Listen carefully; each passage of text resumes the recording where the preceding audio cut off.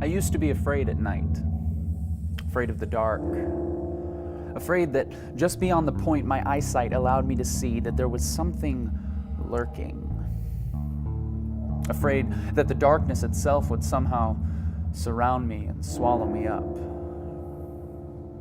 as if darkness were anything more than simply the absence of light. I used to be afraid of tomorrow, afraid that who I was would continually dictate who I am, and that who I would be might be someone who I didn't like very much at all, as if there was no such thing as being made new. I used to be afraid of opinions, afraid that though words would not break my bones, they certainly would shatter my dreams, as if I started doing this for the approval of many rather than the glory of one. I used to be afraid of failure, afraid of losing, afraid of falling, afraid of being wrong, creating busts, and looking absolutely stupid, because who am I to think that I could ever actually make a difference? As if those setbacks were anything more than stepping stones on the path to success. I used to be afraid. Used to. But then I did a little research. And by that, I mean I researched and I researched and I researched over and over again. And through all my researching, I kept coming up with the same exact question. What room does fear have?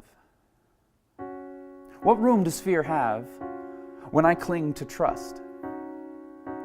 What room does fear have when I lean on hope? What room does fear have when I search for something more, when I discover what's good, and when I stand in awe? When I run with perseverance, when I walk by faith, and when I rest in comfort? What room does fear have when I sing with praise, when I take hold of inspiration, explore the possibilities, and step into freedom?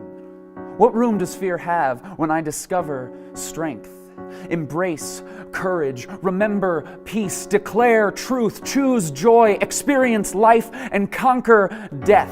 What room does fear have when I find perfection in the one place I never thought to look?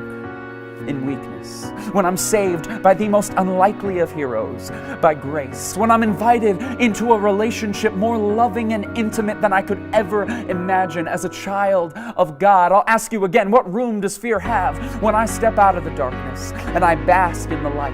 When I let the past be the past and the future has no limit? When they can talk all they want, but their opinion doesn't matter? And when failure is nothing more and nothing less than the road by which I walk my path to success? I'll ask you one last time, what room does fear have when in His Word He tells me 365 times, depending on the translation, do not be afraid? As if I needed to hear that every single day. And as if that's how many times I needed to hear it before I finally believed it. What room does fear have when I make room for love? What are you afraid of?